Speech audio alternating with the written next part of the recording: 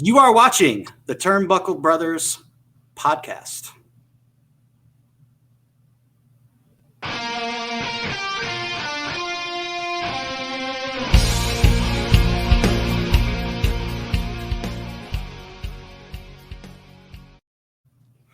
Well, hello again, everybody, and welcome to the freshly rebranded Turnbuckle Brothers podcast.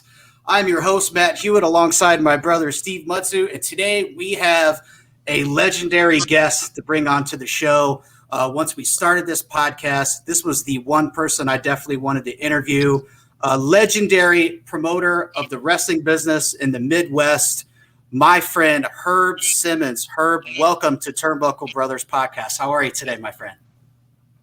Well, first, I want to just thank you and your brother for having me on. I know it's, I'm not legendary. I'm just a young man that followed a dream and one of the fortunate ones to catch it. But I really appreciate coming on. And as I told you before the show, anytime I can talk with a couple of young guys who grew up in that era that we're going to talk about, it's great for me because my passion is wrestling, and you guys definitely have the drive for it. Absolutely. And especially in St. Louis, which is me and Steve's hometown. I mean, growing up, I was born in 82, and wrestling at the Chase, I believe, ended somewhere around 83 or so, at the Larry and Sam era of it, if you will. Definitely, Herb, you know all about that. But growing up, even as a little kid, I knew all I heard about was wrestling at the Chase. You know, the Von Erichs and Dick the Bruiser and Bruiser Brody, who you and I both love and who you knew very well. We're going to talk about all that stuff today. And basically, first, Herb, something I've always wanted to ask you. How did you first get involved in the wrestling business some close to 50 years ago? Just kind of like what we're talking about now as a fan, and I'm still a fan, believe it or not. Growing up, my mother was a huge wrestling fan. She didn't like any of the bad guys. She didn't like the Fritz Von Erichs of the world, and I seemed to like both. You know, it all depended on who was against one another. But I remember her and I spending many hours sitting in front of a little black and white 12-inch television. And I tell the story before we grew up in the housing projects in East St. Louis, Illinois. Grew up born in the Gomper homes, which was about 3 blocks away from a place called the Social Center. It's where I first saw Lou Thez and Cowboy Bob Ellis in action, Pat O'Connor. A lot of people that are still with us remembers that it's where a lot of those guys got their start right there in East St. Louis, Illinois, Bobo Brazil.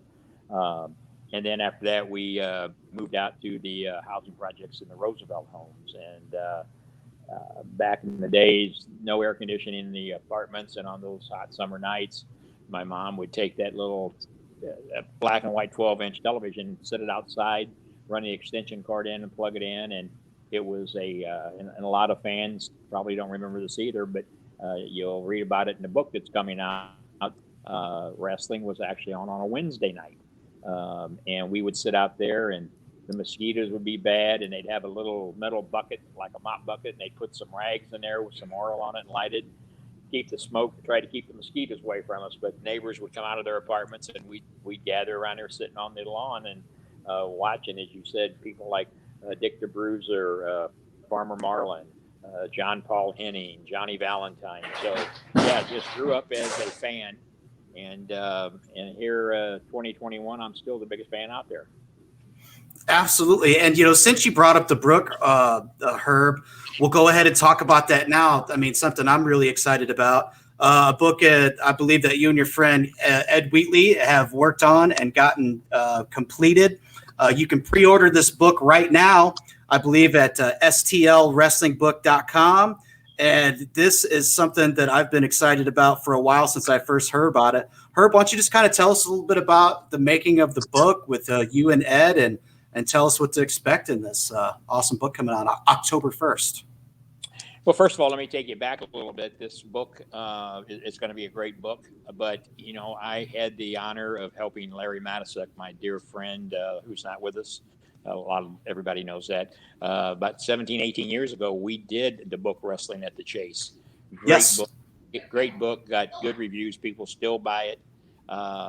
And when Ed's publisher and them called me a year and a half or so ago and said, "Hey, we'd like to know if you'd be interested in doing another Wrestling at the Chase book," and I said, "No, I've already done that with Larry, and it's a good one." And it is a good one. I have that book. Yeah, and so Josh, the publisher, said, "Well, would you at least meet with Ed?" And I didn't know who Ed Wheatley was. He had written some St. Louis Browns baseball books and won some awards on them, done a movie on the St. Louis Browns. So I met with him, and he brought over a sample of the St. Louis Browns, several of books he's written there. And like I said, won Emmy Awards on the film he done, best book sales. So after a couple of meetings with Ed, he convinced me that, his forte was writing about the St. Louis Browns, and a sports junkie, basically. Didn't know a lot about wrestling, even though he grew up in the St. Louis area. But boy, he sure learned a lot about it in the last year and a half. So he convinced me to help him. And the book is what is the ironic thing about it. Larry had always talked about doing a coffee table style book, full of pictures and little what they call vignettes of those photos. Yes. Where Larry's book was more of a personal inside the business with Sam Muchnick. This here is going to take you back all the way. Even it talks about in the Bible where wrestling was talked about way back in the day, and leads us all the way up. It leads us all the way up to that talks about other things that were going on around that time, like the Three Stooges program, Captain Eleven's Showboat. There's some pictures in there of all that stuff. It's definitely going to be a coffee style table book that you could leave out, and when you have some friends over, I guarantee you that book's going to be passed around from person to person, flipping the pages, and it's a great quality book. It's going to last for a long time.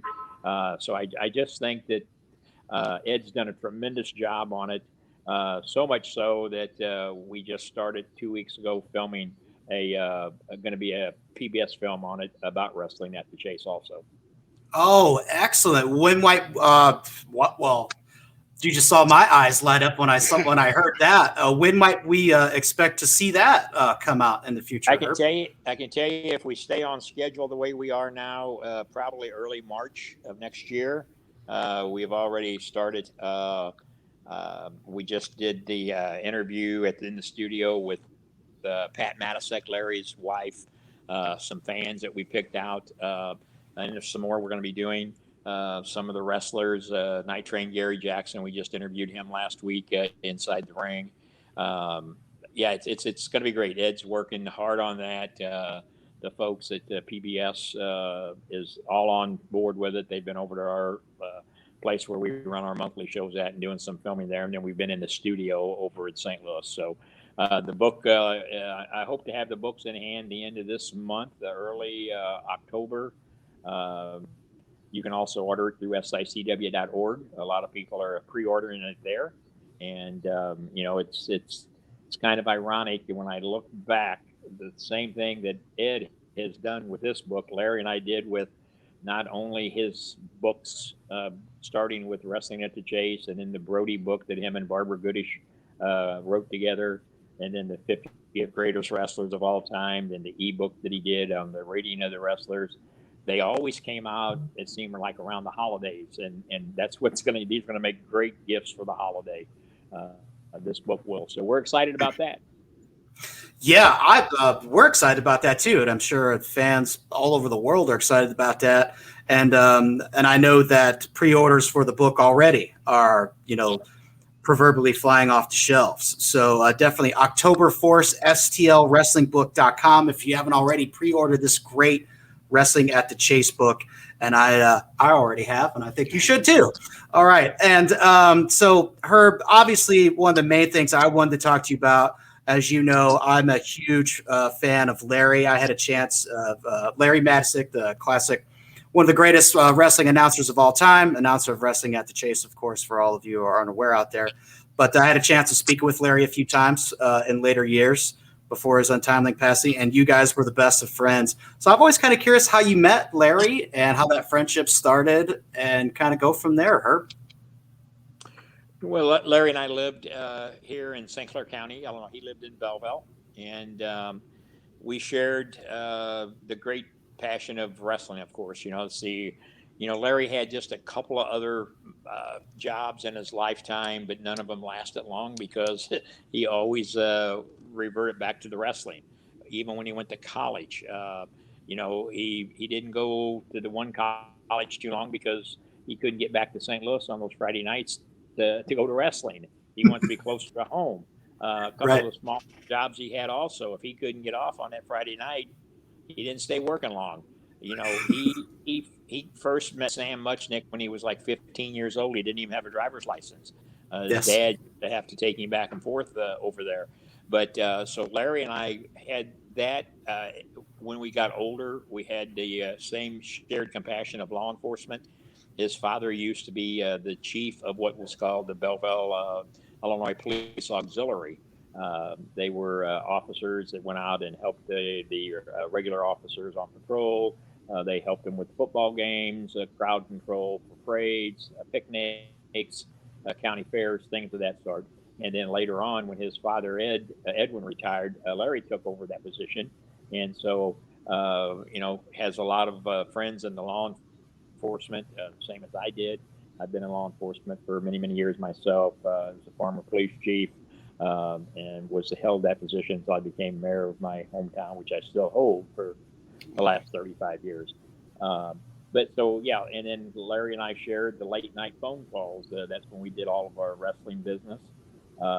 He used to get me tickets before he introduced me to Sam Muchnick.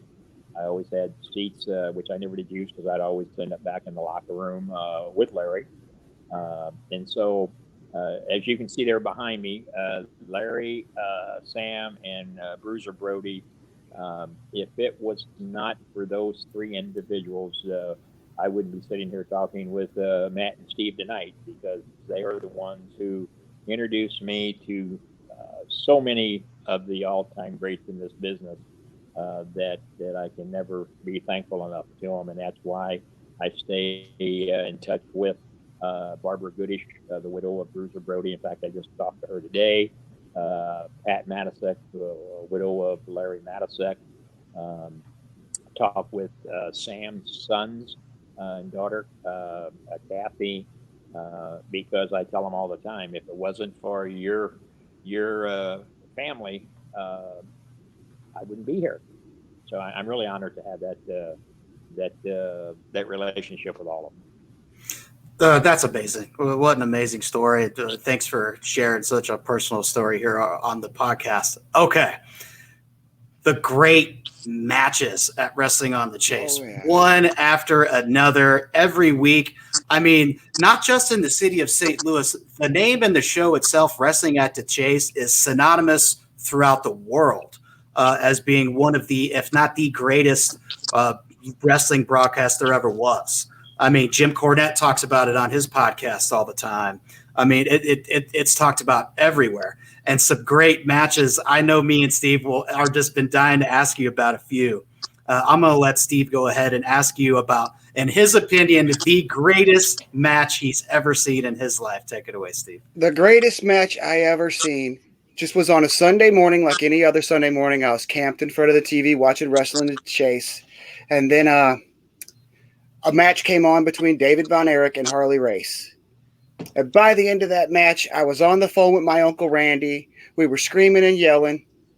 The claw finish, it was like something you'd see today in a hardcore wrestling match. The blood everywhere. And then what I really remember is after it was over and Harley was laying in a pool of blood and all the Von Erichs are celebrating, but Harley Race keeps selling it for minutes and minutes. He's laying there flopping around while the interviews are going on. It was just amazing. I loved that. Herb, share some memories with us on that. I know you remember that classic wrestling match for sure. Yeah, I remember because I was there and I was in the back when Harley showed up, and I can still hear Larry calling it Harley laying in a crimson red blood, and and thank you for eloquently describing Larry as probably and I'm prejudiced to the fact, the greatest announcer ever. There's been a lot of them, all the way back to Gordon Soley and Yes. people had in George Abel at Wrestling at the Chase. And if you go back to 1959, Joe Garagiola, the first play-by-play announcer. But Yes. Larry, I've always said, and I tell people, you could have a vision impairment and still be thoroughly entertained by just listening to Larry Matysek call a match. He made you feel like you were there. You felt every blow that they were delivering to one another. But that match there was, they were setting up a big match at Kiel Auditorium, and that's what TV tapings are all about. And but David Von Erich, a great individual that would have had a great future in the business had that tragicness not happened to him. Yes. And kudos to Harley to recognize that and to want to do that type of match with them. But you got to remember, Fritz Von Erich and Sam Muchnick were the best of friends. When Fritz, back in the younger days, Fritz was a mainstay in St. Louis, and some of the greatest matches there was, in St. Louis with Fritz Von Erich in them. But so David and Harley, classic match. It's probably a match that gets talked about more than a lot of them. Of course, as I said earlier, before we went on the air, I get that question asked all the time. What is your favorite match? Man, I've got so many of them. I couldn't name one. I just that's on the top of the list. There's no doubt about it. But what really helped make that, I think, was the play-by-play Larry. If you'd have had just an announcer sitting and saying, well, yeah, David put the claw on him, and Harley's down to one knee, and he may get back up, but just the enthusiasm that Larry put into that, he added fire to that whole fight. And when Harley came back to the dressing room, he was a crimson red, I can tell you. But it was unbelievable. Wearing the crimson mask, like Gordon Soley wearing the crimson mask as Harley Race heading to the locker room. Yeah. And not only did I get to watch it every Sunday, when I would go to school, my gym teacher was the referee, Lee Warren. So I would get to talk to him about it every week, and he would never tell me anything if it was real or not. He would never break. He never said anything. He wouldn't say if it was real or fake ever. He never said anything. Protecting the business. Well, every week we were talking to him about it. It was great to have Lee Warren there. I love it when the people bring up the topic of the blood. I've had that question asked to me many times. Oh, that's a blood capsule, isn't it? And I tell them, well, I've been in the business a long time, and I've yet to see a blood capsule in professional wrestling. And so, yeah, and you bring up Lee Warren. What a prince of a guy. He comes over to some of our shows in East Grondolet, and Lee is him and his brother. Refereed some of the greatest matches of all time in St. Louis, along with the likes of Eddie Smith and Chuck Riley, Charles Venator, and Joe Shaneberger, the senior referee from Heine Miney Park. I played at Heine Miney Park. I played Little League there. Yeah, my referee Nick Redenauer, who does. He was my neighbor. Nick Redenauer was my neighbor. We played corkball. Today's his birthday. Oh, yes, really? It is. Yep. Nick Redenauer is a friend of ours, Herb, and I wished him a happy birthday today. So, Nick, I know you're probably watching. When you see this, happy birthday, buddy. I haven't seen you all. Hope to see you birthday, Nick. It's been a long time. At the show soon, bud. Yeah, him and I, we were last weekend at the Chase Park Plaza where we were reliving some of those old days with Billy Corrigan and them. So Nick was there. And in fact, Nick's the one that actually designed our new Classic Hall of Fame championship belt that we use now. And it's got all of those from Sam Muchnick on down, because I don't know if you know, Larry and I started the St. Louis Wrestling Hall of Fame along with Keith Childreth, who used to be a writer at the paper in St. Louis, and Nick was involved with that.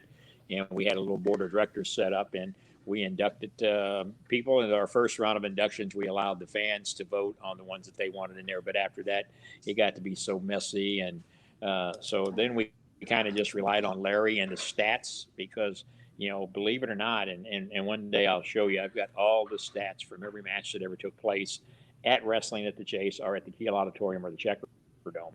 And I mean, they're on 3x5 index cards, like the ones that your grandmother or have for her recipes for her favorite cooking. And I mean, it was typed on there, and it would be June 4th, 1961, Dick the Bruiser versus so and so went over with a flying body press time 8 minutes and 12 seconds. And then the matches at the Q would even have the attendance and what the pay gate was. A lot of great historical information on those cards. Oh, I mean, you're talking about Sam and Larry's old cards. They took meticulous notes of everything back then. Way back before Larry, yeah. And in a lot of this memorabilia that Larry wife just gave to me this last couple of days are these notebooks just full of that information. I mean, there's hundreds of those notebooks. Going back to, wrestling was there before 1959. It just went on television in 1959. I got programmed. The oldest program I got dates back to 1934. We were watching some of those matches last night with Alibaba. Have you seen him yet? Alibaba. Oh, yeah. Alibaba, yes. He was a character.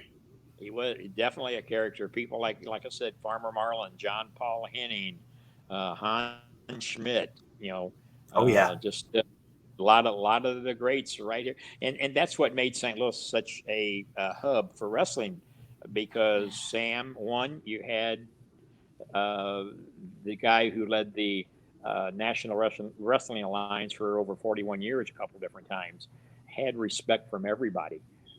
Even if there was promoters from around the territorial days that maybe didn't like Sam, the one thing they did is they respected him. He controlled that heavyweight champion, and I always, one of my greatest days was when Larry Matisek took me to introduce me to Sam Muchnick, and I'll never forget that. And I tell the story all the time. The reason why I do what I do today is because I took Sam's advice, and we were sitting at the Fairmount Park racetrack where he loved to go and watch the ponies a little bit, but he liked to eat their steaks that they served there. And he's sitting there at that table, and I've told the story many times. There was the three of us, and he was cutting his steak up, and he said, "Oh, Larry tells me you want to get in this business and know more about it." And I'm like a kid at a candy shop. I'm sitting there with the guy, Sam Muchnick, and he takes that steak knife, and I'm thinking, "Whoa, wait a minute! Larry's told me how rough and cutthroat business this is. I hope this isn't the last of me." And he said, he took that steak knife and he pointed to his ears. He says, "You keep this open and you keep this closed, and you'll go a long way in this business." And here, 47, going to be 48 years in February, I've tried to do that, and that's why those pictures of those three men behind me mean so much to me, because Sam taught me that. When he told me, he said, you treat the boys right, and they'll treat you right. And that's why I can pick up a phone and call and talk to Jim Cornette, or I can talk to Jimmy Hart, or I can talk to Jerry the King Lawler, or Jerry Briscoe, or Terry Funk, and they recognize me because of what I did with Sam and Larry here in St. Louis. That's amazing. That is unbelievable. And it goes to show too, because I've seen in countless interviews with your friend Ric Flair, who I'm going to ask you about in just a minute, where they say if you were the NWA World Heavyweight Champion, the Mecca city to be in back in those days for the longest time was St. Louis. If you were the NWA Heavyweight Champion and you were wrestling a main event in St. Louis, that was the biggest, that was the top of the mountain. You couldn't get any bigger than that. Would you agree, Herb? Yeah, and everybody, Rick says it, Ted DiBiase, Harley Race, Dory Funk, Terry Funk, all of them. And that's what I was getting ready to say a while ago. And if you made it to St. Louis, you made it to the big time. And I mean, it was centrally located. Wrestlers who were going from the East Coast to the West Coast wanted to stop in St. Louis. And one of the reasons was because of Sam Muchnick. He was a good payoff man. If he told you what you were going to get paid, it was always there. There was none of this, "Oh, I'll catch you next show," or the show was bad, because they didn't have a lot of bad shows in St. Louis. No. Kiel Auditorium, it would seat at a capacity 12,800 people. And there was a lot of those nights it was sold out to the rooftops. A bad show would be 6,000, 7,000 people. So, but they knew when they made it to wrestling at the Chase, in the core sand room underneath those chandeliers just where we were last week. You know, the men and women that got to wrestle there last weekend, all 4 nights, if they didn't take a lot of good notes and take a lot of good pictures, but that was history being made. You know, to be Yes. back there in the historical, beautiful Coruscant room. I was very disappointed that I was unable to attend as I had to work. That was something I really wanted to be there for. And it seems as though this new Billy Corgan ran NWA is thriving. I take it that they'll probably be back there. That was going to be the next thing I asked you about, Herb. I know you were there all weekend, and just tell me about how it was working at this Empower NWA 73 returned to the Chase Park Plaza Hotel event where a guy that you know that I believe probably wrestled for you, Trevor Murdoch, became the new NWA World Heavyweight Champion. Yeah, Trevor, a great guy. He deserves that. I got to talk to him at the Fan Fest prior to his wrestling that Sunday night a week ago. In fact, he was all hyped up. Had a son with him, and I mean, he could feel it in his bones, as he said, because you know he was trained by Harley Race, Yes. who was listed goes in the book as probably one of the greatest of all times. I know he was one of the toughest of all times. You know, the phrase "the toughest" is one that gets thrown around out there a lot because, man, oh man, there's a lot of them out there that could fit in that spot on any given day. But Harley, pound for pound, could go with the best of them. So methodical in that ring. But yeah, weekend was good. We got involved. Ed Wheatley and I did by Billy Corgan. Actually, Billy and I have been emailing back and forth this week because they are planning maybe another return around December time frame, and he's asked for some help, which is good. We'll try to help him again like we did. But we were asked to set up at their Fan Fest both days, and they had a nice table set up right in front of the door when you walked in for us. And you know, we took a lot of pre-orders of the book, and Austin Idol was there. I got to spend some time with him, and of course, awesome. Trevor. Yeah, so you know, everybody was nice. A lot of the SICW fans was there, coming up talking to me, and that's, you know, I say SICW, Southern Illinois Championship Wrestling, and I got the greatest fans anywhere. And of course, every promotion says that, but I can back up what I say as far as these fans are the greatest. I've got fans that have been following me for over 40 years, generations after generations of family members that come because we want our fans to be entertained, and you know, we don't bill people. If I tell you somebody's coming, if they don't show up, it's because one, health or travel arrangements, and that's only happened a couple times in all these years. And you know, that was one of the things Sam's always said. You know, if you don't have them, don't advertise them. And like I said, we do our best to keep our fans involved. You know, that's why we've started TV tapings again to get more interaction from the fans. And but last weekend was historical because of being there at the Chase Park Plaza. Could it have been done a little bit differently? Sure, could have been. Of course, that's me saying it. I would have thought, man, let's take it back even further than Ric Flair was there. I got to talk with him at the table. I got a picture of him with Ed for a promotional shot. I've got Rick coming in on another show early October, a private show. So it was good to just catch up with him. But you know, it could have been me. I'd have had Ted DiBiase there. I'd have had Baron Von Raschke there, Jerry Briscoe. Guys who could say, man, we wrestled in this room right here. Oh, yeah. And it may still happen. We'll see. Hey, Herb. Well, as a kid growing up in the 70s, I was like fascinated by Andre the Giant. Did you ever get to meet him? Oh, yeah. Got to meet him. Got to sit at a place called Jack English's in Belleville, Illinois. That is amazing. This is a great story. It's just amazing that he knew Andre the Giant. Which is a place that you know, Andre was as larger than life, as you guys know. You've heard the stories and seen him probably. One of the most arguments that I used to get it with people, and nowadays I don't even argue it because it's their story. They can believe it if they want, but they'd say, "Oh man, we used to go to wrestling at the Chase and see Andre the Giant," and I'd say, "No, you didn't. And they say, Nope. yeah.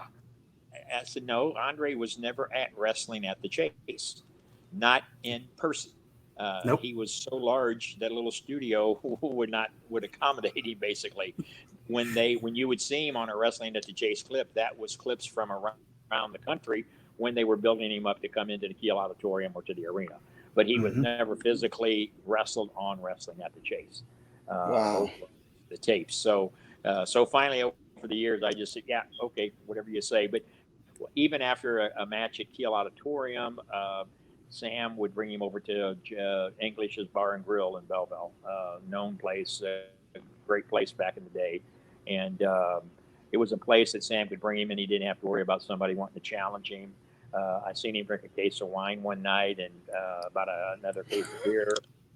And eat, two guys that I could see eat was him and a guy you may remember, Ox Baker. Yes. Yeah.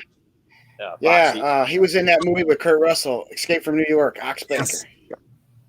Yeah, but those were the two guys that I could see. They could out-eat me, believe me. And but Andre, we called him the Gentle Giant. Him and Larry Madison, everybody was the boss.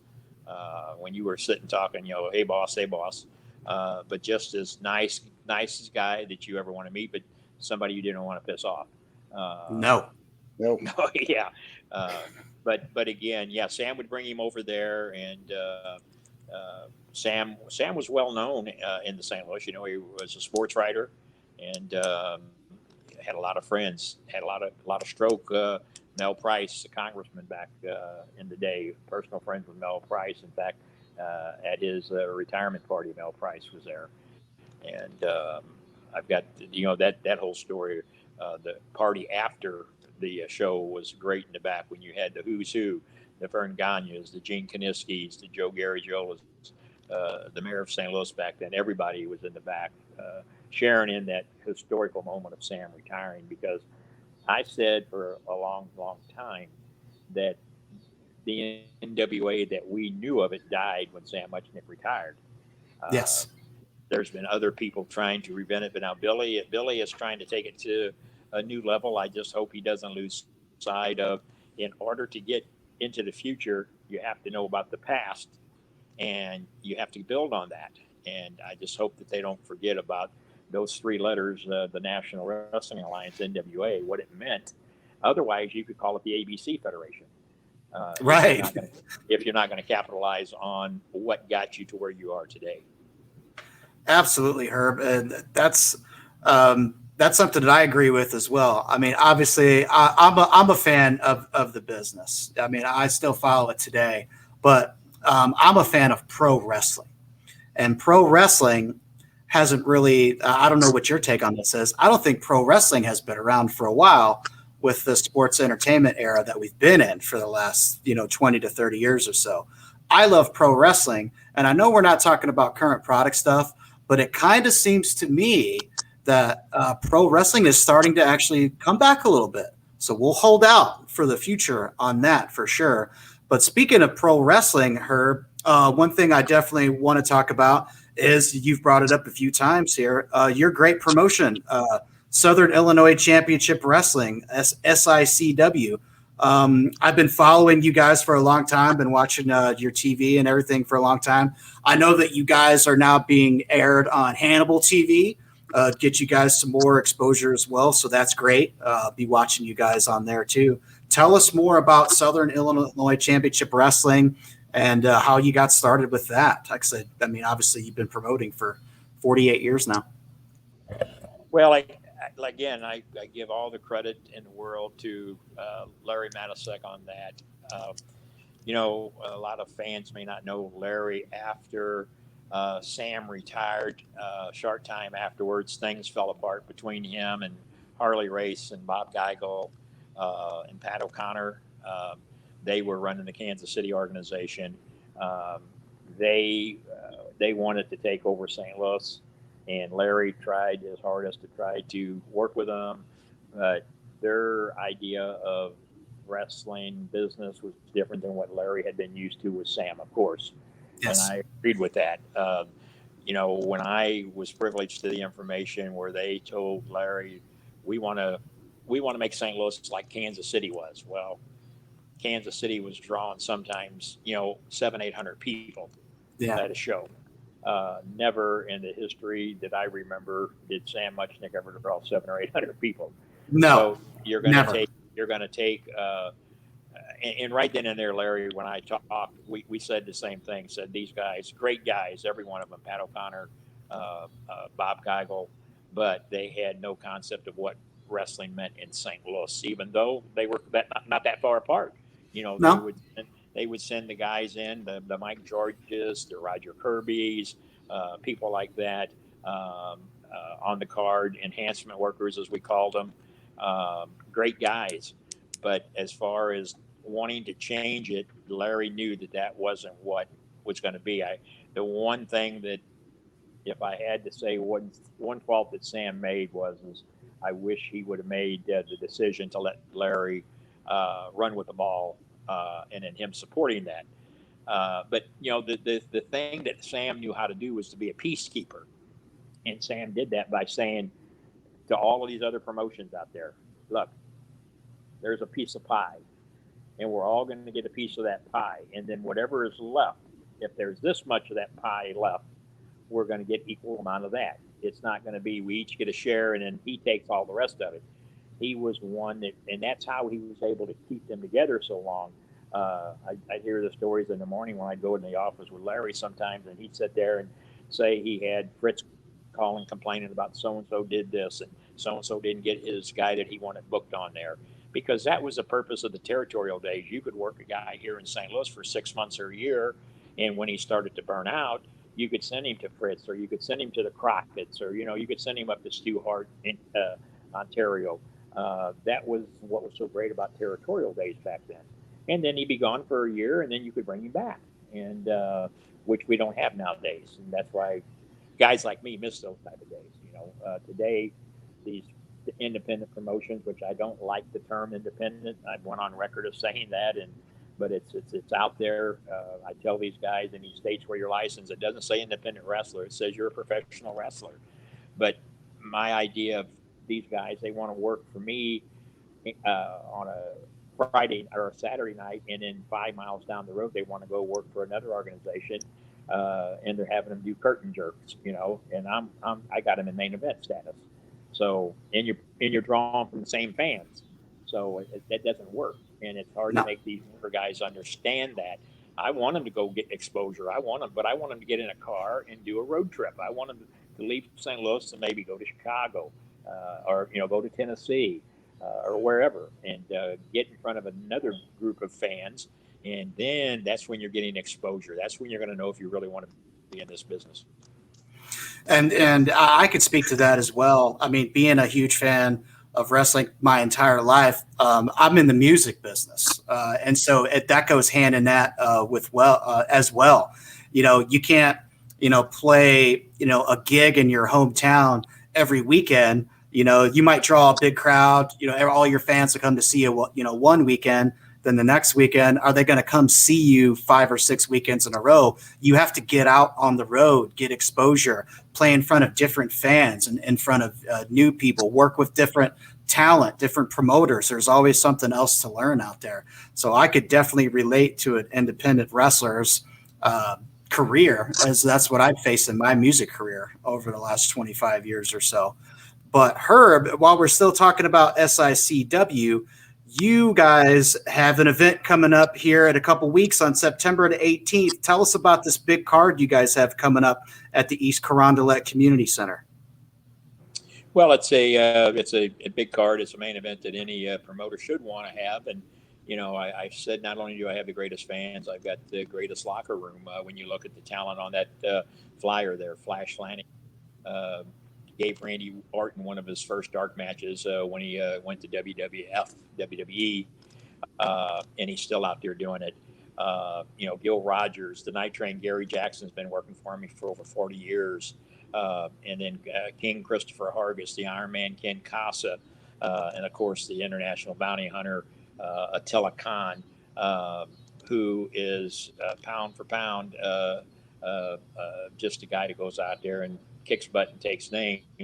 And of course, the guy that's the thorn in my side all the time, the manager, I call him Travis, the crook. who manages the TCO, the Travis Cook organization. There's no love between Flash Flanagan and Travis Cook. And so hopefully on September the 18th at the East Crown Lake Community Center, where we run our monthly shows, maybe this will come to a head. Flash had a show, a match there last month, and had some health issues that hopefully he's got taken care of. But he went out there. He's a little upset with me because I stopped the match, and he made it very clear on our one TV segment that I better never ever do that again. And he convinced me. So, but it's going to be a great night of wrestling on September the 18th there at the community center. You can go to SICW.org and reserve your seats, or you can call the phone number on that flyer, 618-286-4848, and reserve your seats that way. Again, we're very fan friendly, and it's great that I've got a pool of talent. I got a lot of guys coming back in. Derek Stone, I don't know if you've heard of that name. The Human Wrecking Ball, Pete Madden, people like that want to come to SICW because, as we say, it's where the big boys come to play. There's a ton of promotions out there, and I'm so happy for all of them. But one of the questions why are we only drawing 35, 40 people? Well, it's called oversaturation. And something, again, back in the day, that's why you had territories. People respected your footprint. Sam Muchnick would not allow anybody else to run into the Hill Auditorium. He wasn't going to allow anybody to do TV at wrestling at the Chase. And nobody wanted to because they respected that. Nowadays, like I said, you got promotions that are running 5-10 miles away from one another, drawing from the same audience. And in today's economy, people don't have that much money to go around anymore for entertainment. They're going to pick and choose. And, and then you got fans who like this wrestler, or their friends or their family wrestles. And naturally, they're going to go see them. But again, I just that's been around for many, many years. That's one thing I wish that some of these young guys would understand, that they all want to sell their merchandise, but if you're only wrestling 5-10 miles away from one another, drawing the same fans, you're only going to buy so much of your merchandise. You want to sell more merchandise, get on the road. Absolutely, for sure. And once again, another thing I could relate to, being on the road in the music business for the last 25 years or so or more. Another thing I want to ask you about that I am really excited about, and I think Steve is too, and we talked about a little bit this. Easy for me to say. We talked a little about this offline before we started the show. You have a huge event coming up October 30th, the Halloween Spooktacular. Please tell me about that, because I will be ringside for that one. Yeah. Well, if I could, I like to. October is a big month. We lost 32 shows we had booked last year due to COVID. So a lot of the fundraisers that we try to do for our first responders, we're trying to play catch up with them. October the 9th, like October 7th, I have the big show with Ric Flair on it in St. Louis. That's a private event. But then October 9th, this is our 8th year we go into the Swansea Fire Department, and we got Too Cold Scorpio coming in there, and he'll be in action. But we always enjoy helping our first responders raise funds, and so October the 9th will be there. But yes, the October 30th card is a big one. We had that a couple years ago, but we had to cancel it because of COVID a year and a half back. But this one is shaping up. Not only do we have about 12 legends coming in that you see there on the flyer, you mentioned Haku, Jimmy Hart, the Mouth of the South, the Nasty Boys, the Rock and Roll Express, Cowboy Bob Orton Jr., who also runs my Ace Wrestling Academy for me. But Sergeant Slaughter, Jerry the King Lawler. So it's a night of wrestling legends. And then when you throw in all of the greats in the SICW locker room, then you put in a 2-ring battle royal. We're going to have a trunk or treat for the kids because it's the day before Halloween. Costume judging contest, hay rides, and it's at the historical Belle Claire Exposition Hall at the fairgrounds there that that I first brought Bruiser Brody into back in the early '80s, and people Wow. I like Ox Baker, Jerry Blackwell, Dick Murdoch. So it's a beautiful building, easy to find, right in Belleville, Illinois, and I'm glad to hear you're going to make the trip down for it. Oh, I am going to be there with bells on, and I believe that me and Steve are going to probably bring the whole family out for that one because I have a 12-year-old son who is a huge fan of the business as well. Obviously, takes after his old man in a good way there. He loves the current product too, but I've caught him watching the old school days a lot in the last few months. He'll go back and watch a lot of those old early Turner NWA pay-per-views when they first purchased the company from Crockett. Back then, he likes that era. He likes the old WWF era. And so he's actually aware of who a lot of these legends are that you're bringing in. And I'm like a kid in a candy store when I saw that flyer. I said, oh, my gosh, Demolition, Haku, Cowboy Bob Orton Jr., Greg Valentine, the Nasty Boys, Jimmy Hart. This was me when I first saw that. I was like, oh, thank you, Herb. Thank you, Herb. Well, and it's really great because the people who get the benefit from a card like that are the fans. Yes. Like us, as happy as we are, as happy as you are, I'm happy to be able to have the ability to reach out and get that talent because those are the people that we grew up on that are still with us. We've lost so many of them over the last several years. But in SICW, you talked about that a while ago. I've had the greatest of the greats in Dory Funk, Terry Funk. The only card that was ever produced at the fabulous Fox Theater, Larry and I and Sam did that. In fact, real quick on the story, I don't know if you ever heard on the Wrestling at the Chase book that Larry wrote, the picture of Sam Muchnick and Bruiser Brody holding that trophy up. That trophy was actually the ashtray from the lobby of the Fox Theater. And the story behind that is that we brought Brody in the night before that show.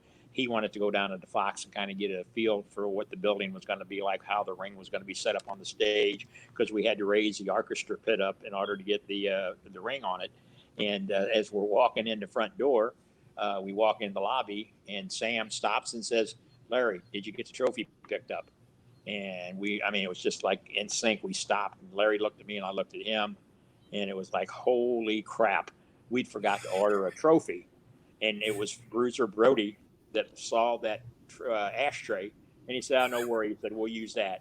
And that made it in the news clipping, made it in the book. The only show ever, and the other great thing about that is anybody who ever performed at the Fox Theater back then, back in the green rooms, as you know, being in the music business, what I'm talking about, and in the hallways, everybody signed their names on the wall. You had Groucho Marx, you had all the greats from back in the day that ever performed at the Fox Theater, all the music people, all the Four Seasons, you name them. You'd walk through the walls, and in the dressing rooms, you'd see their names written. And then you'd look, well, here was Bruiser Brody, Larry Matisek, Herb Simmons, Sam Muchnick, and I'm sure it's been changed since then, but it was just neat to see all of the names that was written on the walls of the people that have performed there. So yeah, we did that, like the shows we did at the Fairmount Park racetrack. One of the pictures that's still out there floating around today, it made every wrestling magazine out there, was Brody with the jockey on his back racing a horse down the track. Yeah, again, that was Brody's idea to come up with something like that, and I've still got that magazine, and it's still one of the most talked about pictures that made the magazines. But he was a master at coming up with those kind of things for publicity acts. What was Brody yelling in the match where he would always yell one word over and he was like, I thought he was saying hurt. Hush. What was hush? Hush. Oh, that's what it was? I was always wondering what that was because he did that every match. Yeah, I thought he was saying hurt. No, hurt. That was his signature. again, going back to 1988 when we lost him, he was actually in town in Cahokia, Illinois, with Larry and I. My wife and I owned a bar and a lounge there, and the upstairs of that was called the Bruiser Brody Lounge, the upstairs part of it. And when he was in town, he would come there because it was a place he could have privacy. And but that weekend we were having an anniversary for the place, and he was in all weekend. And there's pictures of that out there of him with all the fans. And that Sunday night before he left town, I remember as if it was yesterday that we were talking about the hazards of being on the road. And his exact words was, it's my life. It's how I provide for my family. And because he was, he was big in Japan, bigger than life there, in Puerto Rico, wherever he went. It's how he met his wife, lovely wife Barbara. It was kind of ironic that we're sitting there 7 days before talking about the hazards of being out there, because he was a shrewd businessman. It was Frank's way or no way, and that's why I was so glad to get along with him. One of the things he'd always say when he'd come in for a show, real quick, I'll tell you that first, before I go back to that, the first show I had him on at the Belclair Fairgrounds, I had heard all of the horror stories about how he stood promoters up and he'd rip them off for the money. And I told Larry, I said, look, I'm not going to have a problem with this guy. He said, no, you're golden with him, And that night at the fairgrounds, that show was starting at 8 o'clock. And when it got to be about 7:30, no Bruiser Brody, no Larry Madison. And I'm thinking, holy crap, the place is packed. And that's a big building. I mean, it's full. And you can hear the fans, Brody, because this was the biggest thing that came to Belleville, Illinois ever. And I'm outside walking underneath the carports they have on the side of the building. And I'm looking out towards the gate because there's only one way to get in there. I'm looking at my watch, and I said, Larry knows what time the show starts. And my wife came to the side door and she said, you hear what's going on in here? And she said, what are we going to do? And I said, what are we going to do? What are you going to do? You got to go back in there and tell him he's not here, I guess. And just a few minutes later, I saw this car pulling in the gate, and it was Larry's car. And they come pulling up to the side door, and this monster of a guy gets out, and he's got his shorts on and his sneakers, and he's putting his ponytail on the back of his hair, and rubber end, and he reaches out and says, big boy, I bet you thought I wasn't coming, didn't you? I'm never worried about it. And from that day on, any show, he'd always come in and say, what do you want tonight? And I'm thinking, here's a guy that's larger than life on national television every week. And he's asking me, this little, I was a big guy back then, but a little promoter that grew up in the housing projects. He's asking me what I want him to do tonight. And I'd say, send him home happy. And there wasn't one night that he didn't do that, whether it be against John Nord, the Barbarian, whether it be against Ox Baker, whether it was against Jerry Blackwell or against Abdullah the Butcher. They always sent him home happy. Absolutely. And I think, Herb, just in my opinion, that's an attestament to how Brody treated you to your status as a promoter in the business. Because, the stories of him are legendary about how just like you said, he was a shrewd businessman, about how he didn't get along with certain promoters and things like that.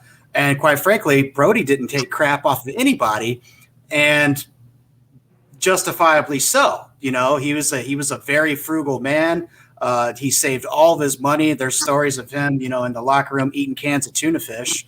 And guys are like, what are you doing? He's like, I'm saving my money, brother. I'm taking care of my family at home. And that's a testament to you as a person, as a promoter. If Brody had such respect and good relationship with you, that means you were awesome in his eyes. So well, and he showed that one other time. My good late friend Tony Costa from South Broadway Athletic Club, who's not with us anymore, always wanted Brody to come over there. And I would call Frank and say, hey, Tony wants you to come over there. And any other wrestler would take the money and say, okay, I'll be there. No problem. But Frank said, Herb, Larry and I, and you talked about that, you're selling that place out every month because it's such a close-knit location there, not a lot going on. They were putting 500-600 people in there every month. And he'd say, you can't put another person in there. You're going to spend the money to me, and I'm not going to sell you a ticket. And he was right. But any other wrestler in the business would have took the money and ran with it. But out of respect for me, he said, save your money. Use me when you want to build a place or when you want to have an angle. And he was right. And but he wouldn't do that to any other one. I mean, if Dick the Bruiser was still with us, he'd tell you what happened to him in Peoria, Illinois, Yeah. Bruiser and Bruiser did not get along a whole lot or a whole lot well. And I think that is pretty much the reason why when he wrestled in St. Louis, Bruiser Brody, is that he was often referred to as King Kong Brody. Because that's Bruiser, what I know him as. King Kong Brody. St. Louis fans will know Bruiser Brody as King Kong Brody because Dick the Bruiser did not like the fact that he was called Bruiser Brody because of Dick the Bruiser. Talk to us a little bit about that, Herb. You probably got some insight on that. Yeah, and Dick didn't have anything to do with that. It was actually Sam Muchnick. Because you got to remember, not only was there Dick the Bruiser, there was Bruiser Bob Sweetan. Yes. And then Bruiser Brody. And Sam told Larry, he said, look, I don't want people being confused, so let's change this up. And that's how they came up with King Kong Brody. And I'm sure you've seen the pictures of him standing on the marquee of the Checker Dome. And in fact, the lady that he's holding, Angie Warner, lives in Belleville, Illinois. She came to Larry's funeral. She tells a story that when they were filming the commercials, they were up there on that building, and it was so windy they had the microphone actually pinned to her dress because they were trying to do the Fay Ray and a King Kong movie atmosphere. And the wind was blowing so much, the microphone was picking up so much noise. So they took the microphone and pinned it to his beard underneath to block the wind noise. But she told that story. But no, that was Sam's idea. He didn't want to have Bruiser Bob Sweetan, Dick the Bruiser, and Bruiser Brody. Well, wow, I stand corrected. I mean, especially coming from Sam. When it came from Sam, that was it. That was you are correct. You are correct that Dick and Brody had some differences. In fact, one of the big differences that took place in Peoria, Illinois. But I worked close with Dick the Bruiser quite a bit too. And my first encounter with him was not a good one. In fact, I walked out of the National Guard Armory in Indianapolis, Indiana. I say I walked out. I got to the front door, and he had two of the biggest Samoan wrestlers I ever seen in my life standing at the door and telling me and my booker at that time, said, the boss wants to see you downstairs. I'm thinking, oh boy. So we went back down, and but after that, I was wanting Spike Huber to start working for us because Spike was hot at that time. Spike Huber. Yeah. I talked to Spike now. In fact, he helped negotiate. I was able to obtain all of Dick the Bruiser's videos, TV tapes from his wife before she passed away here a couple of months ago. And Spike and Dick's daughter, Michelle, helped me facilitate that transaction. And they actually went to Florida and picked up all the tapes and brought them halfway back to Nashville. And I went and picked them up there. So you and I will have a sidebar conversation about that footage, I'm sure. So, but my first encounter, we drove all the way to Indianapolis because I was running. Dick used to run some of that Southern Illinois territory, and I had started expanding that way down into El Dorado, Illinois, Carmi, Illinois, Fairfield, all the way up to the Indiana border, just on this side of Evansville, Indiana. And that used to be territory that Dick ran. Lanny, Angelo Poffel ran it for a while with the ICW. Mm-hmm. And, of course, when I came in, it was everybody had to step their game up. And I'm not bragging about that. It's just that I was bringing in guys that were on TV here in St. Louis area. And people in Southern Illinois hadn't seen that type of talent for a long, long time. Centralia, Illinois, Mount Vernon, Illinois. And Dick wasn't happy. Bob Geigel and Pat O'Connor wasn't happy when we started running. I mean, I got called to go to Yale Auditorium one night and have a meeting with them during one of their shows. But again, history, we always held our own, and that's what I told Dick the Bruiser that night. He said, well, we're going to do an 80-20 split. And I said, hey, boy, I appreciate that. I can use 80%. And he said, no, you don't understand. I said, oh, you don't. He said, no. He said, you book the towns and I'll provide the talent. I said, Dick, wait a minute. And that rough voice that you always remembered him by, that's how he was. He'd injured his throat playing football. And in fact, I got one of the photos of him in his football uniforms that his wife had gave me. And I said, you don't understand. I don't need your talent. He had guys like the Black Panther and Rooster Griffin, who ended up working for me, which was a great talent. The original Mr. Electricity, Steve Regal, great piece of talent that I ended up using. But at that time, I had Murdoch, I had Valentine, Blackwell was working for us. And I told Dick, I said, no disrespect for your locker room, but I've got guys that I can call and have in. And so we ended up reaching an amicable agreement, and Spike got to come in. And then, of course, when Spike got divorced from Michelle, who he's remarried now and living together happily, Dick tried to blackball him with every other promoter in the country, and Larry and I was the only one that was booking Spike for several years there.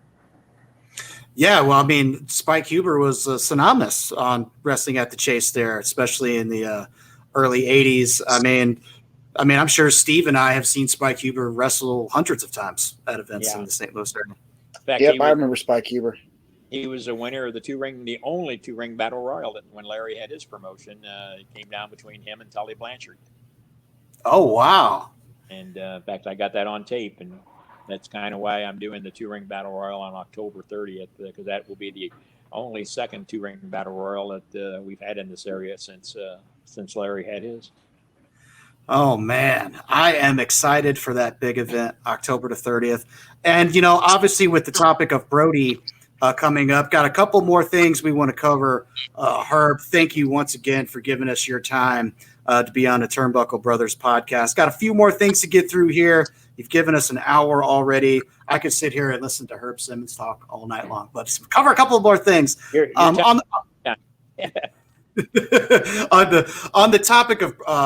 the topic of Brody and such, I wanted to touch on this too. A lot of people may not be aware of the casual wrestling fan, that is, of an organization called the Cauliflower Alley Club. You've been a member of them, an important member of them for a long time, very involved with them. And you are receiving one of their biggest awards coming up here within the next couple of weeks, the Red Bastien Friendship Award. So congratulations on that. I know that's a huge honor for you, something you're really looking forward to as you're headed out to Vegas here, probably within the next week or so, for all the Cauliflower Alley Club events and such that they have yearly out there in Las Vegas. Tell us a little bit briefly about what Cauliflower Alley is and what it does for wrestlers, and then about the award that you're going to receive as well. Well, the Cauliflower Alley is a organization that's close to my heart because of what it's done. I've seen it do great things for people that's been in the business that's fallen on hard times.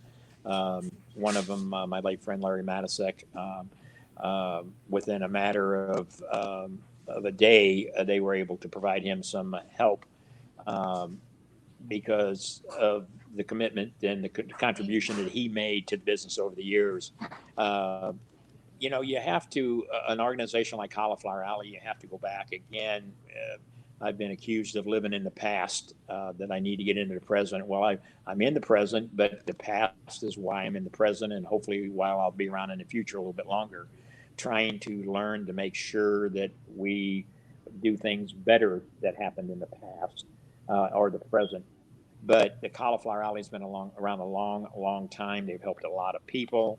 And 2 years ago, before COVID, year and a half ago, when B. Brian Blair, a great friend, everybody remembers him, president and CEO of Cauliflower Alley, had called and said that I had been chosen for this award. And I said, no, Brian, I don't do it for that. I do it because it's the passion and the love for the business. And I said, there's a lot more people out there that's deserving than me.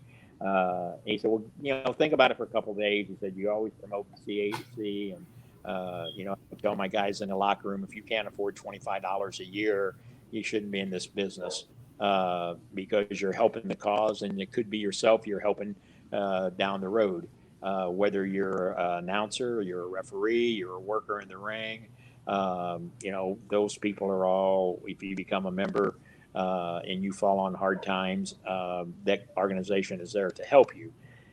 So I've been successful of getting the membership up quite a bit for them. And but then Brian called me back and he said, look, we really want you to do this. I said, okay, fine. Well, then it got canceled last year. And I thought, good, I escaped it, one good thing COVID done for me.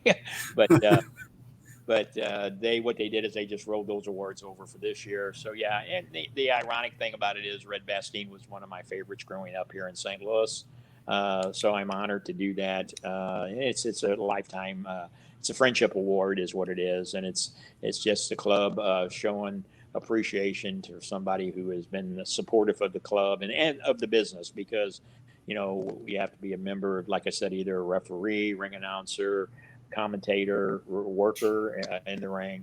Great organization. I encourage you guys with your passion. Even though you haven't been, you can still become an associate member for the $25 a year, or I think for a lifetime membership. You can get it's like $300. I think $300. Yep.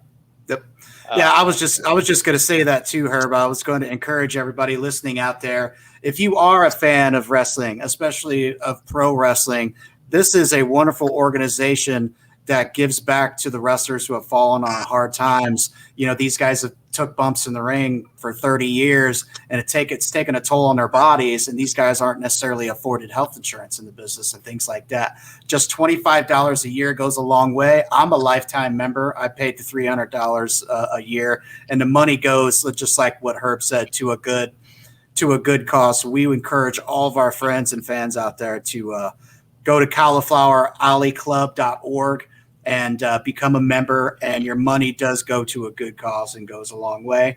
And that's why, Herb has been a big proponent of it for a long time. And that's why he's receiving one of their most prestigious awards here in a week or two coming up in Las Vegas as well. And on the topic of awards, Herb, you are receiving yet another one.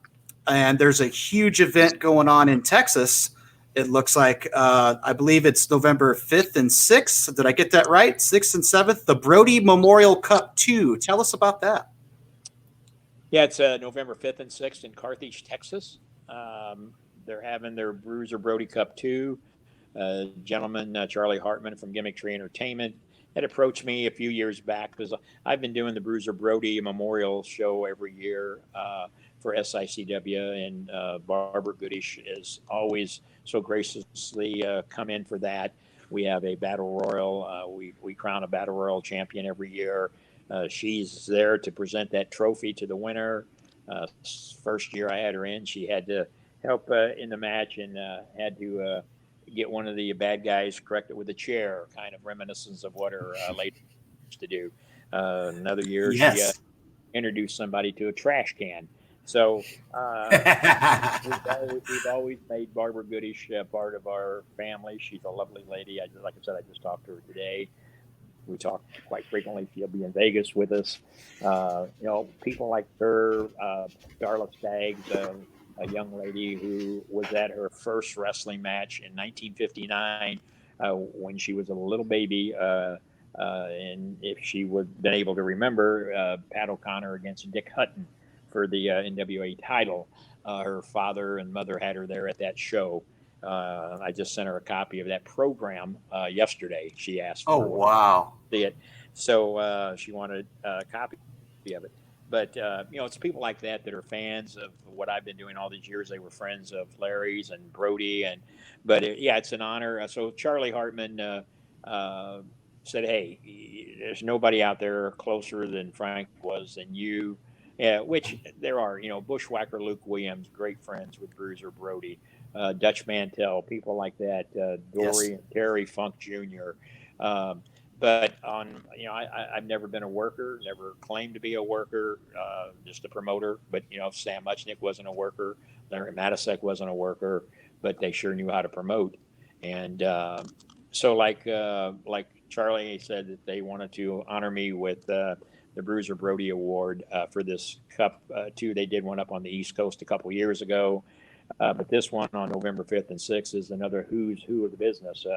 I'm actually taking down as my guest Dr. D. David Schultz, if you've heard that name before. Love Dr. D. Oh, I'm a huge fan of his. Another legendary, no nonsense, tough guy in the business. A guy that could be your best friend if he likes you, or if you piss him off, like you said with Brody. Not a guy that you want on your bad side for sure, Dr. D. But I mean, Devin from Hannibal TV is going down. Of course, him and I.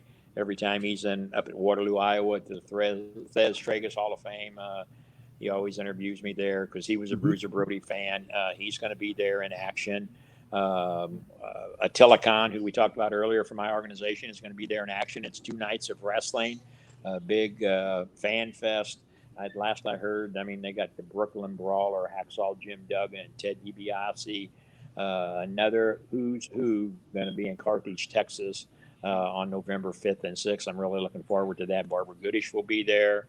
Her and I we were up in Waterloo, Iowa a couple of months ago for the big event up there at the Hall of Fame, and we cut a promo for him there. And I'm looking forward to that. Anything with Bruiser Brody, I'm a supporter of because of the way he left us. Tragic. Yeah. I mean, if he was still, I used to tell Larry, I mean, with what we had going on, I've got, probably 1,000 hours of footage of the old SICW Wrestling Explosion that Larry and I did. That was on Charter Cable in St. Louis. And now we're starting our own Roku channel and on Hannibal TV. And we used to talk back then when Larry was still here, man, if Frank was still with us with his connections, the top rung of that ladder would be even higher for SICW. But, we're doing it to keep those memories alive, honoring people like him, Sam, Larry, my friend Tony Costa at South Broadway Athletic Club, my friend I just lost in Tennessee, Bert Prentice, who ran USA Championship Wrestling. Yes. I had to go down and I was honored, didn't want to, but I was asked to do his eulogy because him and I have been friends for a long, long time. And, he grew up in Vern Gagne's locker room and box office. His mother used to sell tickets for Vern Gagne. So Bert was a carny guy, but, man, he made a living. He'd run 3, 4, 5 shows a week in Tennessee and all that area. And not only that, he was a worker at one time and with Jerry Lawler and the Jarrett family. And so we're losing these guys at an alarming rate. And Bert and I used to talk and kid about him and I being the 2 oldest dinosaurs left. And I never thought that I would be giving his eulogy. But, they say things happen for a reason. And that's why my passion and love for this business continues because Bill Apter, I don't know if you've heard the name Bill Apter. If you of course. Yeah, well, Bill's a great friend. Him and I talk on all the time. And it seems like here lately it's been when we've lost one of our friends. But, he says the same thing. There's not too many of us left out there that can remember those days. And the St. Louis connection, him and I was talking to one night and he mentioned it to me. He said, Herb, when Harley passed away, you're the last connection in that St. Louis group. And I didn't think about that. But, you've got Terry and Dory, but here locally, people like that. And I love Terry. I love Dory. I love Marty Funk. Great people. I was with them in Tennessee here a while back for Jerry Lawler's 50th anniversary in the business. We had that at the ballpark down there. Great car. Yeah, huge, great show. Yeah, I saw a bunch of clips from that. Looked like an awesome show. I took Tony Atlas down there and had Luke Williams there and a Bushwhacker and great show. And Kevin Nash was there. And so it's but again, that's why we do it. The same reason you guys are doing this great podcast you are doing. It's because of the love and the history of it. You guys grew up at the right time because I can tell the passion that you have for it. And there's a lot of people out there that do these podcasts, but they have no clue about the business. And it sounds like I can tell from talking to you guys, you have done your research. And you. Oh, yeah. I mean, it's probably been, I don't know if I should admit this or not, probably my biggest passion in my life growing up. I mean, from my earliest memory from when I asked my mom and dad about this, I can remember sitting on the floor, how the TV looked. It was positioned right by the window, and what house that we lived in at the time when I could remember seeing my first wrestling match. And it was the opening to the old WWF program, Wrestling Challenge, where all these faces would splotch in on their old blue steel cage. Like King Kong Bundy's face would pop up, and then, Hulk Hogan and the Junkyard Dog and all these guys. And they were like, you were only like 2 or 3 years old when we lived in that house, because I would describe it. And that's my first memory of wrestling. And you can ask Steve, there's probably not a time that he can remember in his life that I wasn't completely obsessed with it, watched it as much as possible, learned about the business. Footage. I've got about 3,000 or 4,000, I lost track, hours of footage in my own library of just stuff I've compiled over the years. I'm crazy about it, and I always will be. And then, of course, coming in contact with you over the years on social media, talking about it. And we finally me and Steve have talked about doing something like this for a long time, but we finally pulled the trigger on it. And I said, we have to get Herb on the show. And this is why. Well, right here. I'm so honored that you did, and when Steve, when he talked about his favorite show match, there are so many of them. The one with Dick the Bruiser when he stole Ric Flair's robe and put it on in the ring. I don't know if you remember that. And just so many of those moments that when you think about it, gives you that good feeling, makes you think about it.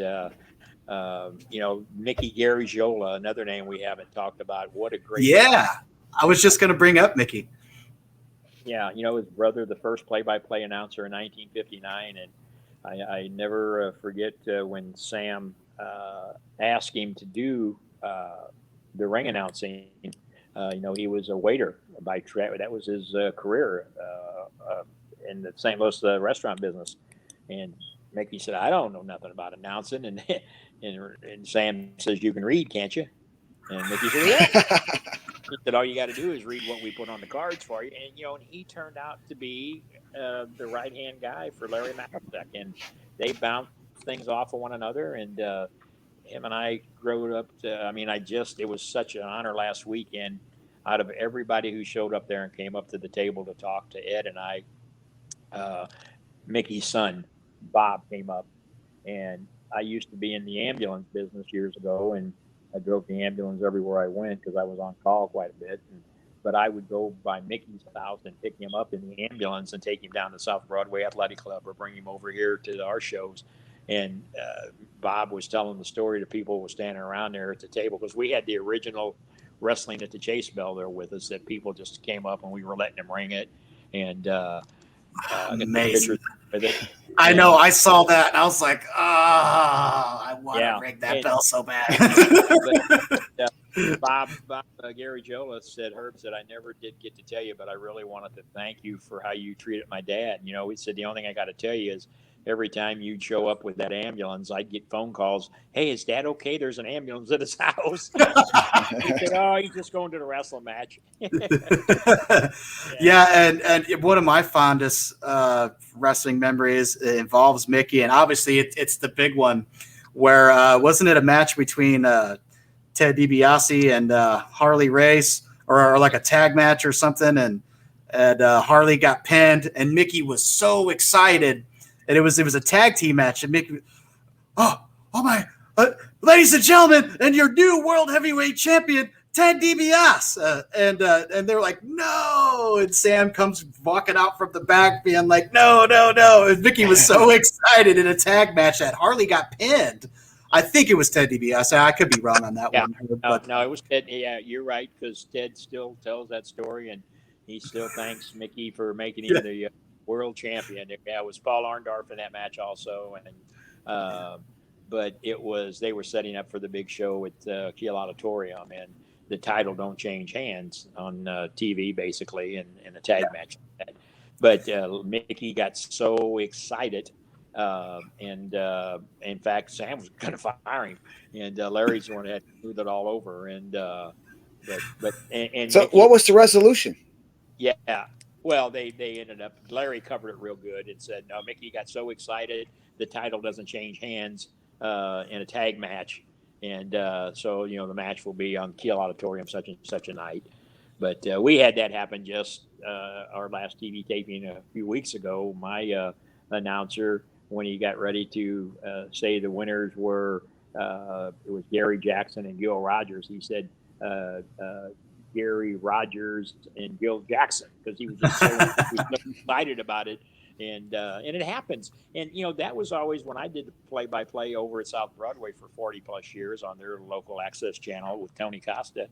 I never wanted to know anything. I wanted that impulse. I wanted to know. I didn't want to know anything out of the ordinary was going to happen, because then you get the excitement in it. And that's what was so great about Larry. Larry could just take it to another level, just by his tone. And, he invented the famous word of Donnybrook. Yeah. Oh, really? If you stop and think about it, nobody ever called it. Like Jim Ross called it, "Oh, we got a slobber knocker going on." Well, when Bruiser Brody or Dick the Bruiser, they got out, because if you look at those tapes, it's not like you see, and they've calmed it down over the last couple years on WWE and them. Back in the day, Sam said, "I want the action taken in the ring." Only certain guys got out of the ring. Dick the Bruiser, Dick Murdoch, Bruiser Brody, because he felt that the people at home, that's who he was playing to. He wanted those people at home watching that TV to come and buy a ticket to the Kiel Auditorium. So he wanted it to be in the ring, but they knew things got out of hand from time to time. And Larry would go, "Oh, we got a Donnybrook taking place," So yeah, that the ring and the commentator can always make the difference of the match. It's like referees. A lot of people think, "Oh, anybody can be a referee." Well, that's not quite true. Referee can either make a match or he can spoil a match if you don't know what he's doing. Yes, absolutely. That's why people like Lee and his brother Ed, great referees. They knew how to go in there and do their job. Ed Smith, like I said earlier, and the Chuck Rileys of the world. Charles Venator was a referee. In his day job, he was a postmaster for the St. Louis Post Office. So, yeah, but they loved wrestling like we did. Right. And, I really hope that wrestling fans really appreciate the knowledge that has been bestowed upon us today by my good friend now, the great Herb Simmons. One last thing I want to talk about is one of my prized possessions that I have to this day was a random Christmas present from my brother, Steve, here. And I think it was like my 18th birthday or something like that. It was really unexpected. And, I've lived up here in central Illinois on my own for about 20 years or so now. All my rest of my family's still down in the St. Louis area, school and, music, all that kind of stuff, kind of ventured off on my own. And I went back for my first Christmas to visit home. And Steve gave me a present, and I opened it up, and it was an autographed picture of Harley Race. And he had Ric Flair in a military press over his head. And that is one of my prized possessions to this day. And he got that picture for me from Nick Ridnour. And got that for me because Steve and Nick Ridnour used to be neighbors. They lived across the street from each other. And that's how I met him growing up. We used to watch the pay-per-views together. Yep. And, of course, back in the day – when, Monday Night Raw and Nitro, the Monday Night Wars, Nick had 2 TVs, and he'd watch them both at the same time. Nick is somebody who I'm going to ask to be on the podcast, too, just from a fan's perspective, knowledge of the business in and out. I'm sure we'll have him on as a guest as well. And, Sam Munchnick coming to that event in St. Louis in 97 that we went to, Steve Bad Blood, where they brought in all the classic St. Louis wrestling guys, and they brought out Sam and Terry and Dory and Harley and, Jack Briscoe and all these other guys, just shows once again, St. Louis, it was the Mecca city in all of wrestling. Herb, thank you so much. Can I ask Herb one last question? Yes. Speaking of the Donnybrooks, me and Matt have been arguing for 20 years about this one thing. If a Donnybrook broke out between Mr. T and Roddy Piper, who would win? Oh, my gosh. We've been arguing this for 20 years. Well, let me put it to you this way. Whoever said Mr. T would lose. Oh, I said Mr. T. Roddy Piper was by far the real deal. Not only could he walk the walk, he could talk the talk. And, he's like that ever-ready bunny. He could take a licking and keep on ticking. Yeah, and and I've never been a fan of Mr. T because. Oh, you kill him! I love Mr. T so much. I tell you, I used to be, but Hulk Hogan is another one that I live by the thought of if you are going to portray something, you should try to do that at all costs. And when you're eating your vitamins and saying your prayers and you're preaching that day and night on national television, and then when you have a young man that has sat in a wheelchair with his family at the arena, at the Akil, waiting for an autograph for 2-3 hours one day, and you and Mr. T can't take time to sign that autograph. That kind of, I mean, Hulk, yeah, Terry's okay, but that one day has stuck with me all this time, and it could have been they just had a bad day, but you know what? Whatever was going on in his day is nothing compared to that young man who was sitting in that wheelchair. That's totally true. Absolutely. And Steve tried to throw a swerve in on me there, and about the whole Mr. T Roddy Piper question. But Steve, here live in living color, a wrestling expert has solved the mystery, has cemented it. Roddy Piper would have wiped the mat with Mr. T in a legit fight, a wrestling fight. They did have matches, WrestleMania 1 and 2, and we won't go into all that. But you guys go to the show in St. Charles at the convention center that we put on a few back 2010 or 12 when we had like 22 legends there. Roddy Piper was there, Jimmy Snuka, Kamala. That was at the convention center. Was you guys there then? You go because that's where we got those autographed pictures of Jimmy Snuka at. You sure we didn't go to that? That might have been, but I remember Gary and Dory Funk was there. I had our wrestling ring there set up. Bill Apter was there. They were recording commercials with the fans. They didn't have wrestling. It was just a weekend full of the legends that we brought in. Buck Robley was with us. He's the one that playing together. I don't think it was that event because I go to events like that as often as possible. If there's one anywhere around, and that was actually in St. Anne or something. So if there's any one of those around, I'm usually there, depending on work, travel. If I'm already booked somewhere else, traveling, all that kind of stuff. But we actually fell off the stage that night, so you'd have probably remembered that. Because we met Snuka randomly. Our cousins owned a Oriental restaurant, and Snuka walked in there one time to eat while he was in town, probably working for you. This was like in the 90s, mid 90s, late 90s. And they called all of us to come down and meet Snuka. And he just went out and he brought in a big stack of 8x10s. And we waited for him to get done eating. We just kind of walked over and I'll talk to him and he signed autographs. But I've met a lot of these guys multiple times. So I don't know. Let me ask you a question. Out of all the guys that you met, who is the top of your list? Oh, man. Sure. Well, there's only two names that I haven't met, really, that I want to, and that is Hulk and Undertaker. Those are the two guys I've never met that I want to. But of all the greatest guys that I've met that were the best, here's one. I might have caught him on a bad day, but one who I thought would be the best but wasn't on that particular day was Ric Flair. The one who really surprised me the most, who I thought would be kind of a jerk, but was the nicest, coolest guy ever, was Shawn Michaels. I kind of, his reputation at one point in time, he, wasn't necessarily on the up and up. He had, substance abuse issues, all this and that. But I met him at a Peoria Rivermen hockey game because I live right by Peoria, Illinois. You mentioned it earlier.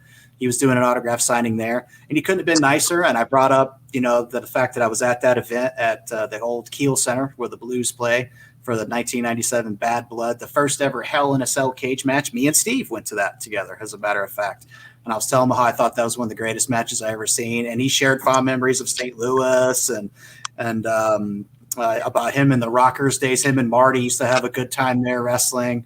Honky Tonk Man is a favorite of mine that I've met several times. He's usually really good with fans.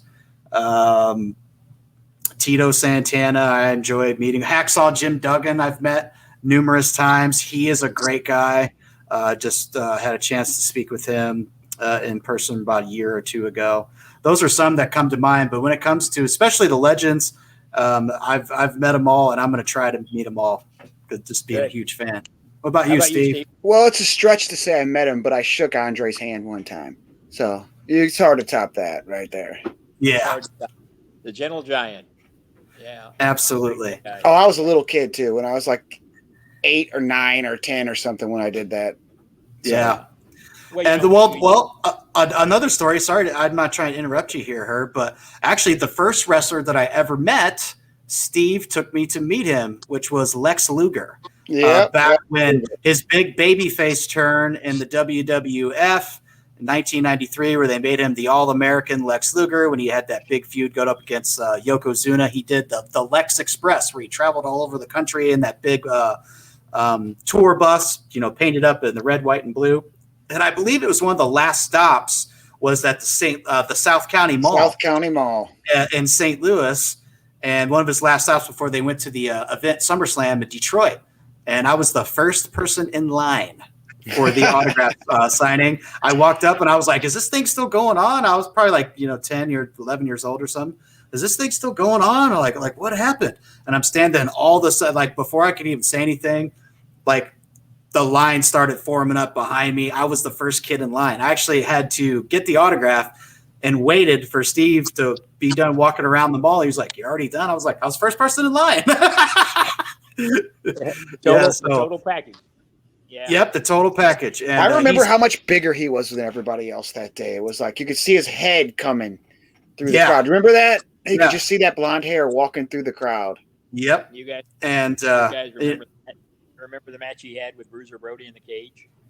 Yes, I do. The infamous match where there's conflicting, views and reports on this match. Of course, Luger was very green at the time, a rookie in the business. Comes in and they had a cage match, Luger versus Brody. And, as we've mentioned earlier, Brody, could be hard to work with sometimes. So it was his way or no way. Didn't like the finish or what was going on in the match. The match started, Luger's like, oh, all right, I'm in here working with Bruiser Brody. This is going to be great. Oh, man, working with such a big talent. And he goes to start working with Brody, and Brody just stands in the corner and doesn't move. Oh, I saw that. I remember this. He stands in the corner and doesn't move. Yes. What was up with that? And Luger's just like punching him and trying to work with him. And then before you know it, Luger is like, oh, shit, gets scared for his life. The match doesn't really take place, climbs out of the cage and basically runs to the back. Yes, I remember this. Herb, do you remember? I mean, you probably know a little bit about that as well. You could tell us a little story on that. Oh yeah, it was you hit the nail on the head. Frank was his he was getting ready to jump ship, and of course Luger was asking Bill Alfonso, "Hey, what do I got to do with this guy?" He's not cooperating here. And Bill says, "That's your problem," basically. Yeah. There were the rumors that they got back in the back and had a knockdown drag out. That's not true. No, that's not true at all. No, as a matter of fact, Luger's talked about it where he went to the back and he's like, "Hey, what happened out there?" Bruiser was like, "It's just business, brother." It's business. That's exactly right. Just business. Just business, nothing personal. And there's more of those stories out there that everybody puts their little turns and twists on it. But you were talking about before we went on. You had the classic volumes that Larry and I reproduced, and yes, those were because, and I'll take credit for that because I used to every week I would hound him. I knew he had that footage, and he'd always say, "I'm not going to do anything with it. When my daughter grows up and has a family, she'll be able to show them what Grandpa used to do. And every week I'd say, Larry, come on, people are out there. I mean, fans like me. And boy, one morning, like I told you, we used to be on the phone late at night talking business. And he called me early one morning, which was out of the ordinary because we were late night phone. I mean, the wives would go to bed and we'd still be on the phone at 1, 2 o'clock in the morning. And he called me one morning about 9 o'clock. And I thought, I hope everything's okay. And he said, you're right, big boy. Let's do something with them. And the first 3 volumes that we put together was on VHS. And we didn't even know anything about it. In fact, when we had a gentleman named Scott, can't remember his last name. He's the one that did volumes 1, 2, and 3 on VHS. And then he ended up getting a divorce, and we lost track of him. And then Larry found a guy named Charlie Regal over here in Illinois. And we went to his studio one night, and we took him some of those old ones. And the oldest one we had was from 1962. And Charlie says, how old are these? And we told him. He said, well, they're probably going to be sawdust. And he opens them up, puts them in his machine, good quality. And so after about another 1 or 2 episodes, he says, hey, have you guys ever thought of putting these on DVD? And Larry and I looked at one another and said, what the hell is a DVD? So the rest of that is history. So we ended up remastering the first 3 on DVD. And the other mistake that we made, Charlie kept on saying, you guys ought to just put an hour's worth of footage on there because then you'd end up with 24 volumes of them, And Larry said, nope, I want to give the fans their money's worth. And that's what we did. And instead of having 24, we got 12. And like I said, I got number 13 in a can. I just got to finish it. But those are anything we can do to help you finish that proverbial 13th volume, do let us know on that. And I was going to ask you too, Herb, is there, I think I remember just from, hearing stuff between you and Larry over the years that like a lot of that footage ended up not existing because back in the old Chase days, they would use the same tapes and record over the shows. Oh, man. And so all that stuff back in the day doesn't exist. It doesn't exist because of that. They would tape over the shows each week. The footage that is out there, which now has been pirated off of the YouTubes, because it wasn't out there until Larry, back in the day, he had a one of the first VCRs that ever came out of, one of the big ones.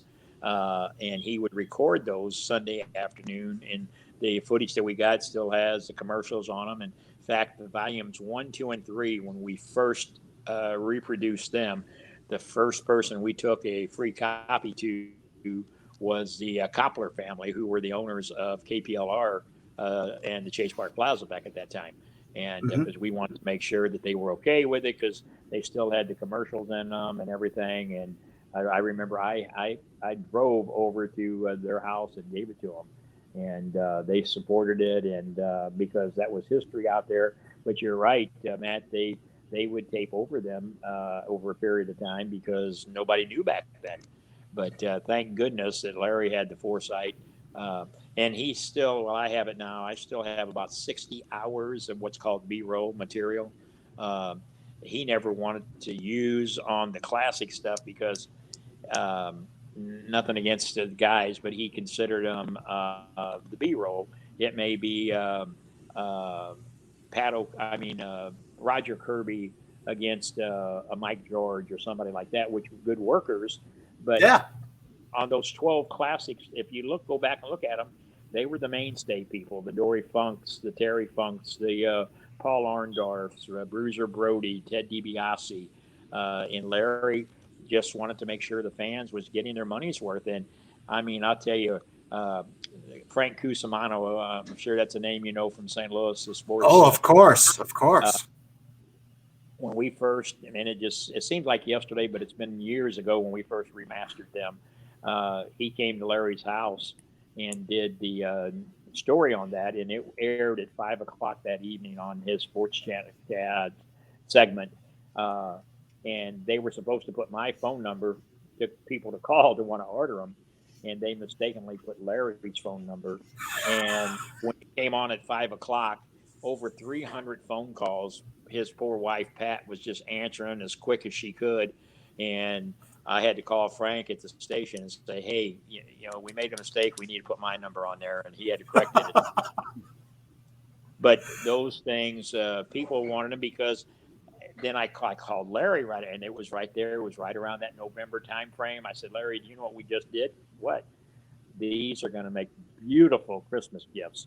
And I mean, I remember that first year on Christmas Eve, I was out pulling up on a McDonald's parking lot in Columbia, Illinois, handing a package out the window and taking the money from people because they call and say, oh, we couldn't find Grandma and Grandpa or anything, but we know you got these tapes, and they loved wrestling at the Chase. It was like I was doing a drug deal or something on the parking lot. And that was on a New Year's Eve. And we put a lot of them together. My children and my wife, we had our living room set up like an assembly line. As fast as the orders were coming in, we were packaging them. And my poor guy, Charlie Regal, at one time he had like 16 different copy machines going on in his studio, just trying to make them as fast as he could, because you had to record them minute per minute, basically. Yeah, in real time. Yeah. And it was. I could relate to that. I can relate to that as well, because over the years, being such a huge wrestling fanatic, I used to record everything on TV as well. My dad, you always had a nice VCR, and I would always put a blank tape in. If we ordered a pay-per-view, I recorded it. Or if, Superstars, or if World Class came on, or if something, I was sticking a tape in and just recorded it every chance I got. And over the years, I compiled just garbage bags, 40-gallon trash bags full of tapes. And then I would come across friends who'd be like, I used to be a wrestling fan, but I'm not really anymore. I used to record it off TV all the time. Do you want this huge box full of tapes? Yes, I do. And then DVD recorders came out in the early 2000s. So I had an old industrial grade VCR that was a dual decker, and I would hook it up to this DVD player / recorder, hook it up to that. Before I went to work in the morning, I'd set a tape in, I'd hit record. I'd come home for lunch, take it out, make sure, okay, that one's good. Put another one in, hit record, come home from work, pull that one out, that'd be ready. I did that every day for 2 years until I had all my tapes recorded on the DVD, and I just have stacks of them now of old footage and stuff. So we have to see this Wrestling at the Chase footage, Herb. I just I posted one yesterday. You guys will remember the interview of Larry and Baron von Raschke. Where he's describing his claw compared to the Von Erich's claw. I don't know if you ever see that video. Yes. It's a classic. People like that. The Baron always did a good interview. Dick Murdoch always did a good interview. Oh, I love Dick Murdoch interviews. A lot of those. A lot of that footage on the classic volumes 1 through 12 that you guys did that we love and been talking about. There's a lot of great Dick Murdoch matches and promos on there. He was quite the entertaining guy for sure. Yeah, well, another real deal guy. I mean, Waxahachie, Texas, really, really enjoyed anytime we had him on the card. And Greg Valentine, I tagged them together for several different matches. And, and that's when you go back and look at those matches that we had through Southern Illinois when those guys were on the card. Like I said, John Nard, the Barbarian, who later went on to go to Vince and did the gimmick that he had with him there. But the Berserker. Guys like that we had here. Like I said, it's a Fairmount Park racetrack. And then I used a lot of the guys out of the Nashville area, Gypsy Joe, Tojo Yamamoto, Frank Morrell, the Angel. They all came through SICW. So that list of talent that my fans have got to see over the years, some of them, that Nashville wrestling was always, the Memphis area was a hardcore before hardcore was thought of. Oh yeah, like the infamous Tupelo, Mississippi concession stand brawl with what was it? The Blonde Bombers and Dundee and Lawler, I believe that was old Wayne Ferris, well before he was ever the Honky Tonk Man. One of the right. Yep. Well, Herb, thank you so much once again, Herb Simmons, legendary. Even if he doesn't say so, I say so. I'm the wrestling expert on Turnbuckle Brothers podcast here. Legendary promoter, Herb Simmons. Thank you so much for coming on the show. We will have you back as a guest anytime you want, good sir. Check out SICW.org. He's got a lot of great wrestling events coming up. September the 18th, a huge card. He's promoting October the 30th with all the great classic legends, the Nasty Boys, the Rock and Roll Express, Demolition, Jerry Lawler, Jimmy Hart, Haku, Greg the Hammer Valentine. I will be there. You can meet me and Steve there as well. We will be ringside for that huge event, great 2-ring battle royal, which will be an exciting main event that night, I'm sure. Wrestling at the Chase book coming out, stlwrestlingbook.com. Get on there, pre-order your copy as it is released October the 1st. Herb, stay on the line with us. I got a couple more really quick questions before we let you go. But for Steve and Herb, this is the Turnbuckle Brothers podcast saying, once again, adios. Adios. All right. A little bit late on our outro video this time. So, Turnbuckle Bros, adios.